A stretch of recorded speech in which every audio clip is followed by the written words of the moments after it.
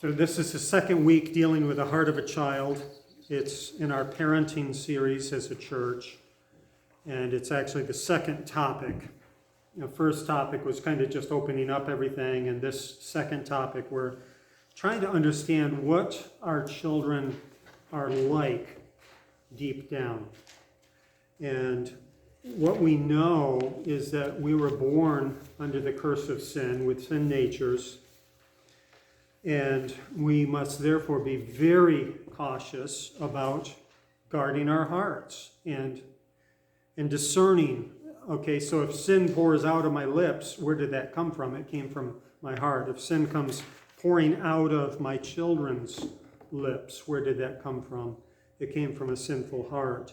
And the solution is not going to be to just stick a cork in their mouth or a dirty sock or whatever you do. The solution is going to be to massage their heart so they love God. We dealt with this picture of a throne, and on the throne should be this overarching, ruling desire to please God more than anything. And if that's not there, if that gets kicked off in favor of some other desire, things can turn ugly pretty quickly. It can turn ugly for we parents. Oops, no pocket.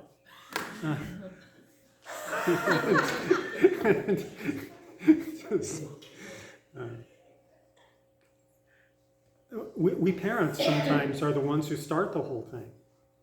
And we'll get to this in a while, but children, or fathers, provoke not your children to wrath, but bring them up in the nurture and admonition of the Lord. And sometimes our own desires are twisted.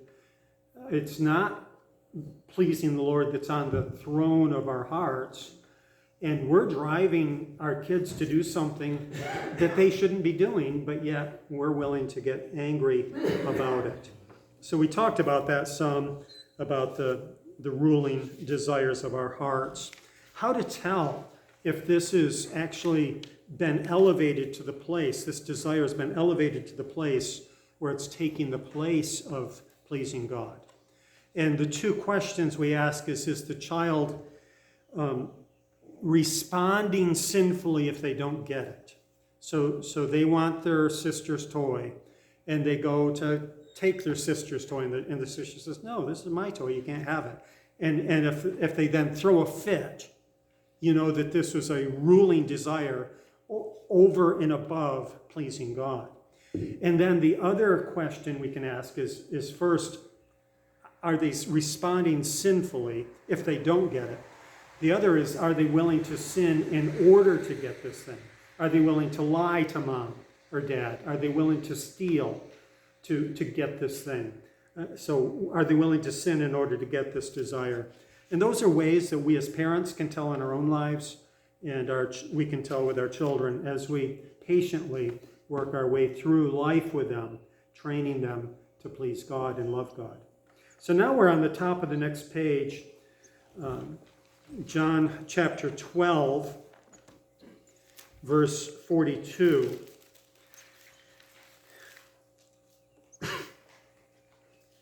Jesus says, nevertheless, even many of the rulers believed in him, Jesus, but because of the Pharisees, they were not confessing him, lest they should be put out of the synagogue, for they loved the approval of men more than the approval of God.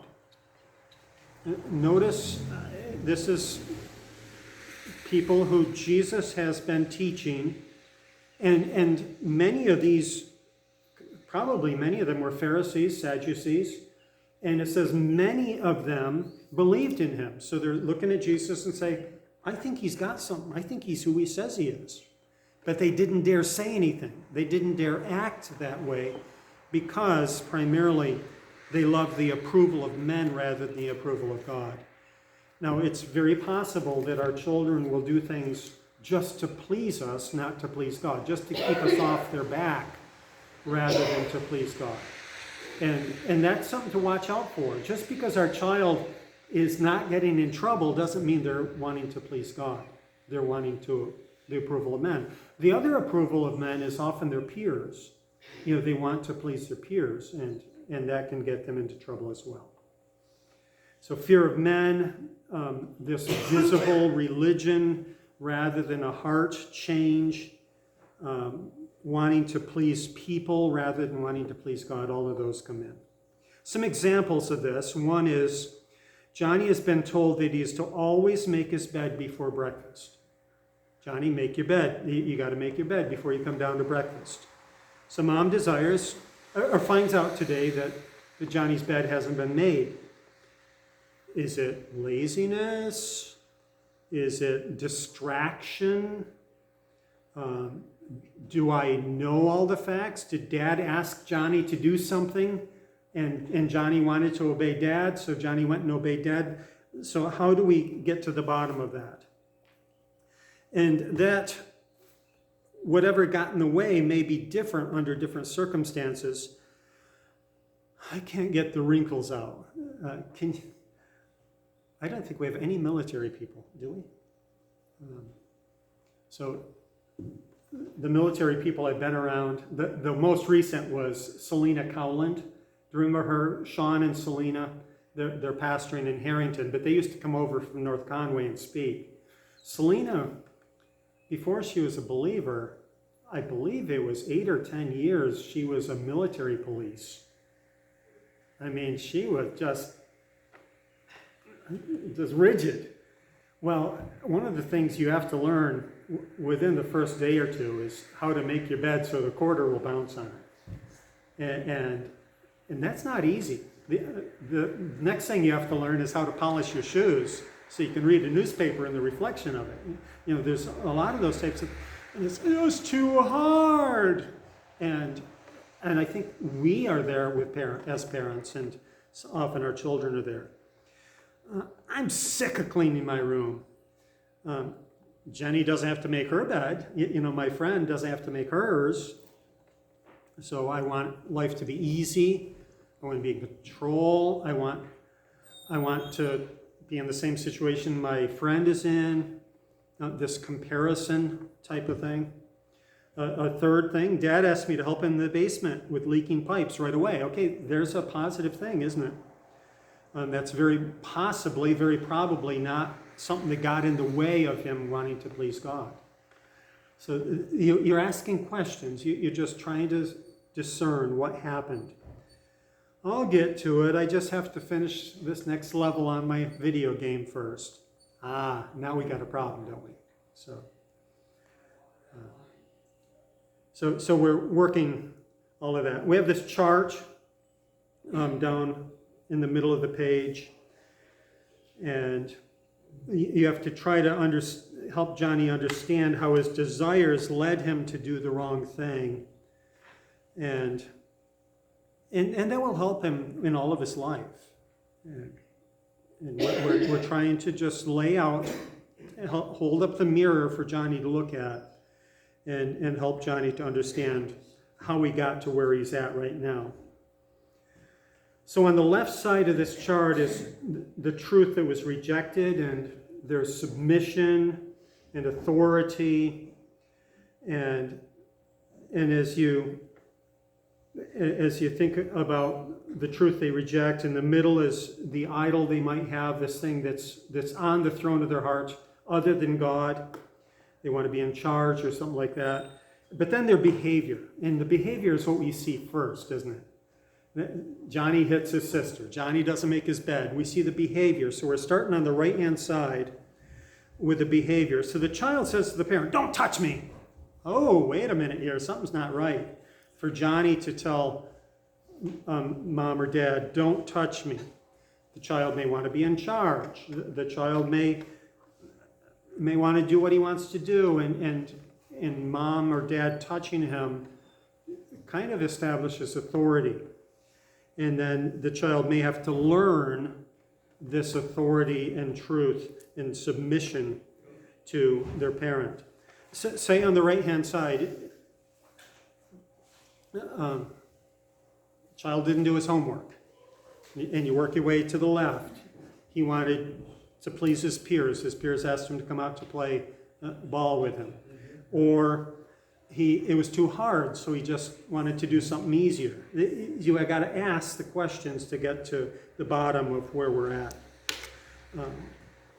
Maybe the child wouldn't share something. And then you work your way across the chart, working your way to the left. Again, it may be a control issue. It may be he's serving things, money, stuff, rather than God. You can't serve both. So then the truth he's rejected is that worshiping God is the first and most important thing for us to do. So you understand how that works? Any questions on, you look at the behavior because that's what pops up. And then you just start asking questions gently, kindly, patiently, and you work their way through this to understand what was driving them.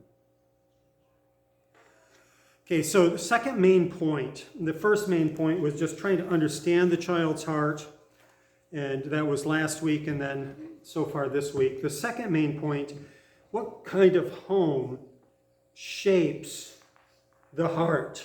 What kind of home shapes the child's heart in a positive way? So I'll read some for us. God wants each person to view life's situation through his eyes, to look at things with eternity in view, not simply the present moment. God, our Creator, is to be the center of life in the home. That is his design plan. These scriptures are not just good ideas, they're commands from God. If families are going to function the way that God intended, they must be God-centered. And in today's world, I thought 20 years ago there were a lot of child-centered homes. Today, it is the child runs everything, it seems like. So what does a God-centered home look like? The first is people love God more than anything else. Matthew 22, you will love the Lord your God with all your heart, with all your soul, with all your mind. This is the first and foremost commandment, the first and greatest commandment, you might say. Matthew 6:33, seek first the kingdom of God, his righteousness. All these things will be added to you. And that has to define our homes. It has to describe our homes. Loving God first, seeking him first, doing what he says first. So now question, is it possible for parents to love their child more than they love God? Or to want to please the child more than you want to please God? Why or why not? So talk about that a little bit. Here's a parent, they love the child a lot. And I hope if you're a parent that you love your child a lot, but is it possible to love them more than God?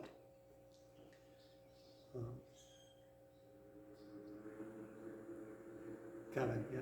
Actually, I saw that growing up, and I remember, so after I got kids, I remember saying to Alicia, a couple different times maybe, or maybe, off and on, if she loved her beat, I said, honey, just remember, we're God's children. And we really, what if he takes one? Right? What if he allows one to die? The only way to deliver that is to know they're in God's hands. So I just reminded her of that. Maybe that goes along with Sure. Tying it in, Kevin's observation is, what if a child dies? What if, Betsy and I, we lost two before they were born. Right, and might as well bring it up and prepare. Let's prepare ahead for it. Right. So we love God more than we love this child, whether it's unborn or born. That doesn't mean we're going to ignore the child, but it means if God takes the child, it's not going to devastate us, and it will affect the way we parent too. Any other observations on that? Loving a child maybe more than God. Often we wind up giving the child everything rather than helping the child to draw their worth and their satisfaction from God himself. We're teaching the child to be satisfied with the stuff we give them. And often that means we've loved the child more than God. Any other observations on that? Following God's plan for the family, first mention of the family, we've talked about this several times, is Genesis 2. For this cause shall a man leave father and mother, cleave to his wife, and they shall become one flesh. You had a father and mother that you lived with. You leave them when you get married, and you then bind yourself, you glue yourself to your spouse. When Adam was alone, God created a spouse for him. This was the first family. A family is not father, mother, kids. A family is whoever is in that family. Husband, wife, and then if there's children, it would be all of them. At the beginning of the family, it's determined that children are to be brought up to leave their father and mother. And that is a difficult thing sometimes for we parents to do. Many marriage problems come because either mom and dad don't let the child go, or because the child still is holding on. And what we used to call it the apron strings, mommy's apron strings, that the child holds on to. But notice that the marriage is permanent, but the parenting is temporary. So as I'm raising a child, I have to look 18 years, something like that, and say, that's the amount of time I have. Once it gets to there, I'm out of time. And I have to prepare the child in that amount of time to then leave. I have to prepare them to drive, to be confident enough to get a job and to follow instructions and so many different things. So Adam married to Eve was permanent. Adam with his children was temporary because they were going to leave him. So an easy way to remember this is temporary. I'm a child. Then I'm going to get married. That'll be permanent. I'm going to have children. That's going to be temporary because they're going to leave. I left father and mother. I'm permanently married to my spouse. I'm going to have children, and that's going to be temporary again. That makes sense? To try to remember that if I'm acting like the children are the most important thing in this family, what often happens is we abandon God and God's principles, but we also wind up with marriage struggles because we were focusing way more on our children as if that was going to be permanent than we are on our marriage itself. Letter C here, letter A was loving God first in our family, and this is shaping our children's hearts. Second was following God's plan of temporary, permanent, temporary. The marriage is what's permanent. The letter C is compare a God-centered home with a child-centered home. And I got this from Lou Priolo. Lou has written several books on parenting and marriage. And one of them that's helped us a lot is The Heart of Anger. And very helpful book. Even if your child is not an angry child, this helps you to really get at their heart and massage their heart. It helped Betsy and I an awful lot as we were raising our children. But he's written another article or book, How to Help Angry Kids. The left side, a child-centered home is where children learn to interrupt adults who are talking, where they learn how to use manipulation and rebellion to get their way, where they learn how to dictate the family schedule. They take precedence over a spouse's needs. They have equal or overriding vote to the parents. They demand excessive time or attention. They escape consequences of sinful and irresponsible behavior. We'll let them get away with it this time. They speak to parents as though they were peers. They're the dominant influence in the home. They're what really drives the decisions. By the way, if you follow commercials, advertisements, who are they often aimed at? They're often aimed at the children. So the advertisers know who makes the decisions in that family. They have to be entertained or coddled out of a bad mood. We have to tickle them under the chin. We have to distract them to get them out of their bad mood. or the child perceives that the entire family exists to please him and make him happy. Everybody else is there just to make him happy. All of these reflect a child-centered home.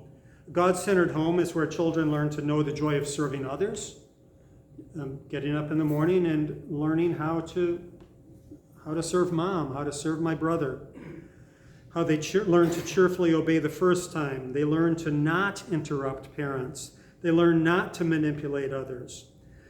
They learn that they will not always get their way. They learn that their schedule has to be worked around their parents' schedule, not the other way around. They learn to have input into decisions, but they don't get an equal vote.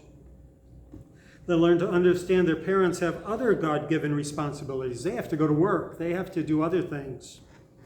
They learn to suffer natural consequences for sinful and irresponsible behavior. You forgot to take your sneakers to school. You don't go to gym class. Mom is not going to leave home and come drive all the way to school with your sneakers. That's just natural consequences. They learn to honor their parents as authorities. They learn to esteem others as more important than themselves. They learn to fulfill household duties and chores. They learn to protect themselves from bad influences. They learn not to divide their parents on disciplinary issues. You ever do that?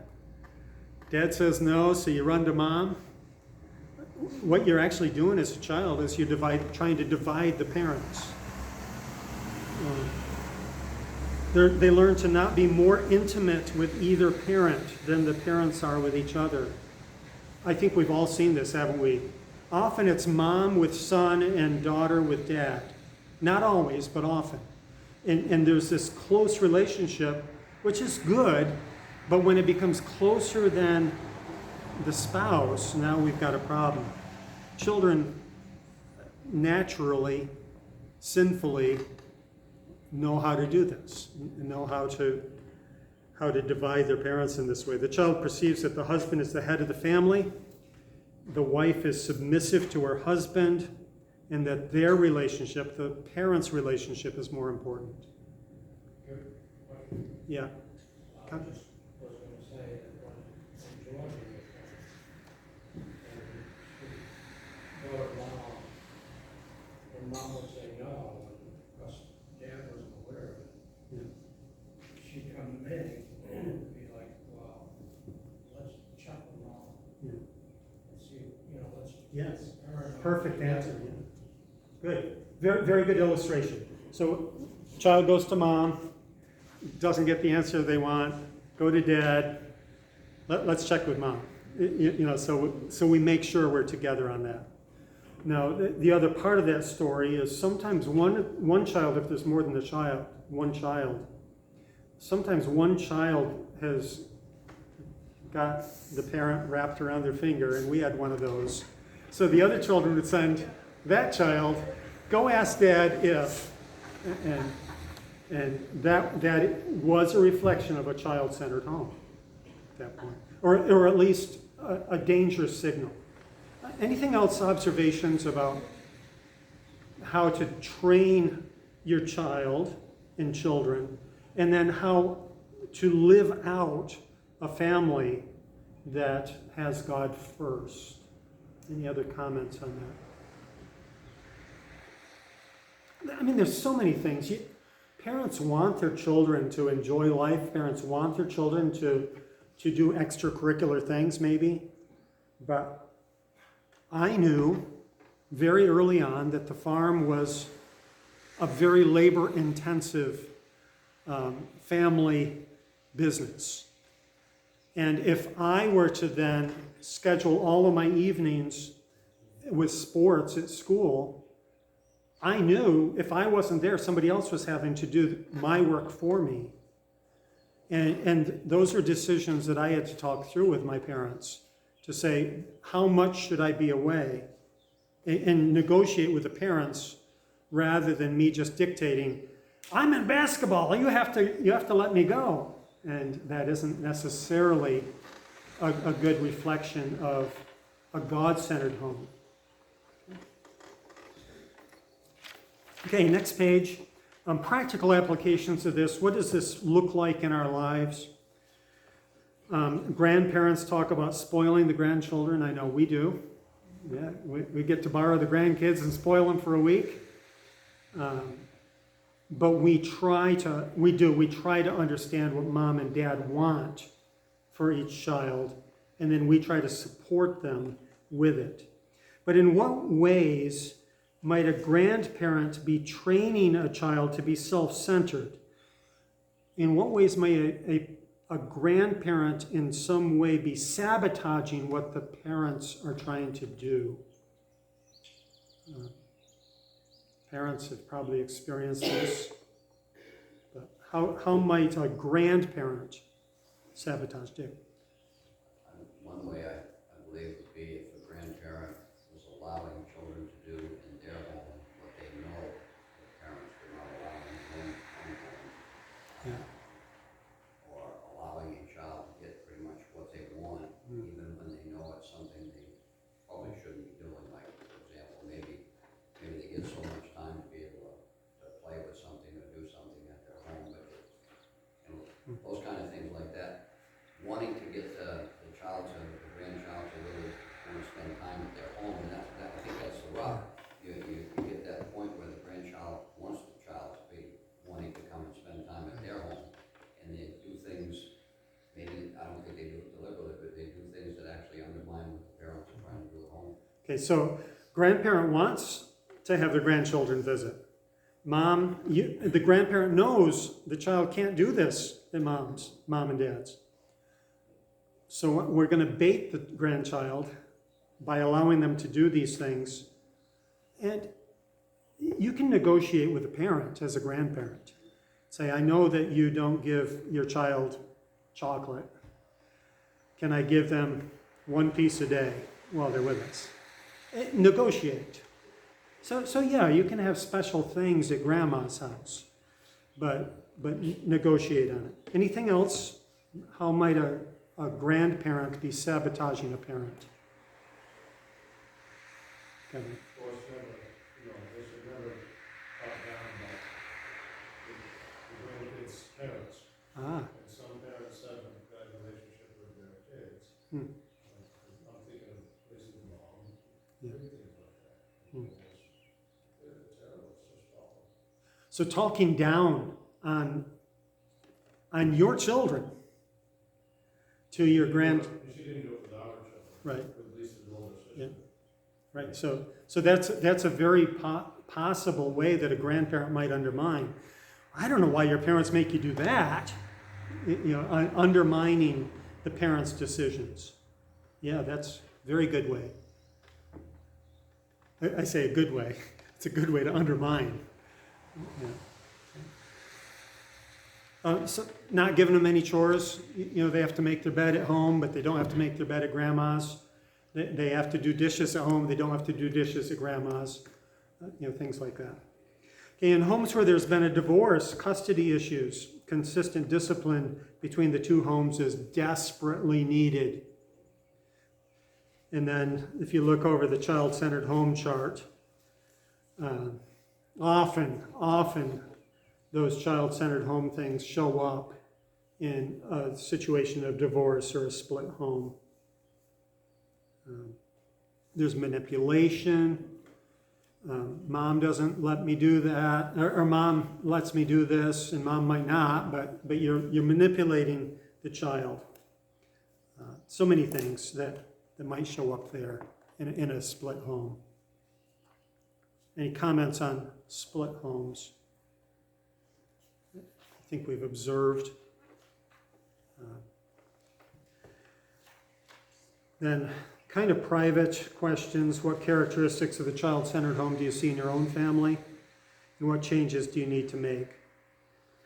Then, as a parent finds areas that need improvement and implement change, be wise to explain to the children that he or she, the parent, was previously wrong to allow these behaviors and habits to develop. A parent will also need to communicate to the children that it is the parent's desire to please God by making these changes in the home. A parent would then need to ask forgiveness and models to the children his or her submission as a parent to God's word. Daddy was wrong to allow you to do this. Daddy was wrong, please forgive me. But that means we're going to have to change. And this is going to be hard for both Daddy and for you, isn't it? And you talk your way through it. And you say, so would you help Daddy to hold you to this standard? And the child doesn't want to do that, but you're pointing at God and saying, I want to please God, and I want you to please God. And you're explaining it out to them. It's you're communicating about it. Comments about that? Okay, the last piece of paper here, the last page, is a whole list of Christ-like character qualities. So there's a quality of, say, attentiveness, and then the opposite would be lack of concern. And then the definition would be of attentiveness would be showing respect for a person by giving undivided attention to what he is saying. And there's, 25 or 30 of those there. And a suggestion for parents: these character qualities have been defined by others and are not original here. Many have been modified to emphasize biblical actions and attitudes in a practical way rather than a feeling emphasis. So rather than I feel like I love you, it's a practical, how do I practically display that I love my parents? And how's the parent going to train the child in those ways? They're listed in order. Earlier qualities in this list aim towards younger children. You need to listen to Mom when I'm talking. You need to listen to Dad. The teacher's talking right now. You're not allowed to speak. You need to listen to your teacher. Obedience, first time, every time. Orderliness, put your shoes under the bed where they belong. And those, you start the younger ones first, and then as the list goes on, you get into the older ages. All of them you can be working on, but the ones toward the end of the list, you get up into 3rd, 4th, 5th, 6th grade, you'll be working on them towards the end of the list. So you put your child's name, you put the character quality you want to work on,